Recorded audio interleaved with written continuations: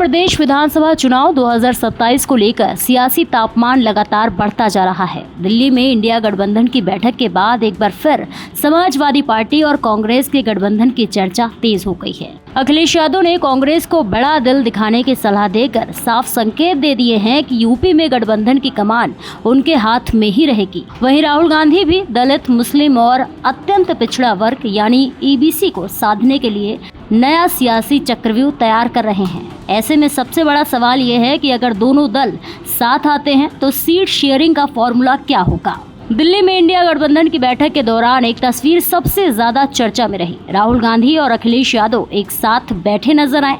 इस तस्वीर ने साफ संकेत दिया है कि उत्तर प्रदेश विधानसभा चुनाव 2027 में दोनों दल एक बार फिर साथ आ सकते हैं, लेकिन इस बार गठबंधन की शर्तें और समीकरण पहले जैसे नहीं है। समाजवादी पार्टी खुद को यूपी में विपक्ष की सबसे बड़ी ताकत मान रही है और सीट बंटवारे में उसी हिसाब से अपनी भूमिका तय करना चाहती है। अखिलेश यादव ने कांग्रेस को बड़ा दिल दिखाने की सलाह देकर राजनीतिक संदेश भी दे दिया है।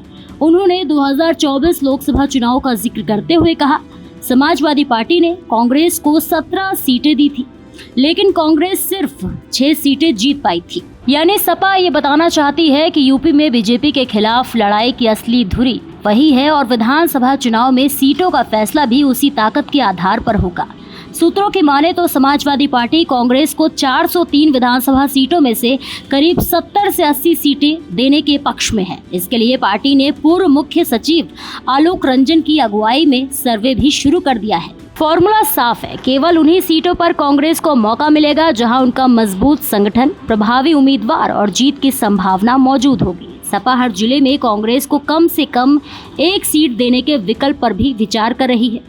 दूसरी तरफ कांग्रेस भी पूरी तरह सपा पर निर्भर रहने की मूड में नहीं है। राहुल गांधी उत्तर प्रदेश में दलित, मुस्लिम और अत्यंत पिछड़े वर्गों को जोड़कर नया सामाजिक समीकरण तैयार करने में जुटे हैं।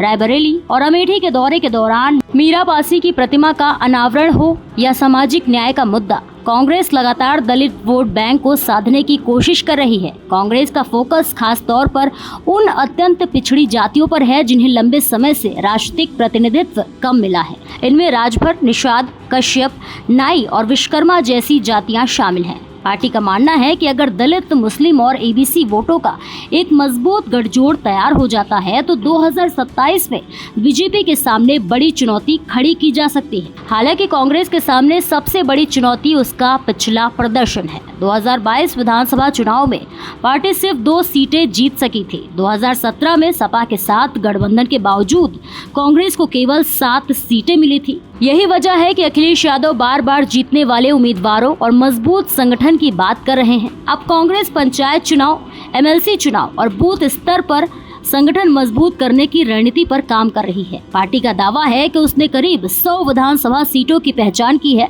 जहां वो मजबूत स्थिति में है। यानी आने वाले महीनों में सीट शेयरिंग को लेकर दोनों दलों के बीच लंबी बातचीत और राजनीतिक सौदेबाजी देखने को मिल सकती है। 2024 के लोकसभा चुनाव ने विपक्ष को नई उम्मीद दी है, लेकिन 2027 की लड़ाई लोकसभा से कहीं ज्यादा कठिन और निर्णायक होने वाली है। एक तरफ अखिलेश यादव अपने पीडीए फॉर्मूले और संगठनात्मक ताकत के भरोसे बड़े भाई की भूमिका में है, तो वहीं दूसरी तरफ राहुल गांधी दलित, मुस्लिम और ईबीसी समीकरण के जरिए कांग्रेस को फिर से खड़ा करने की कोशिश कर रहे हैं।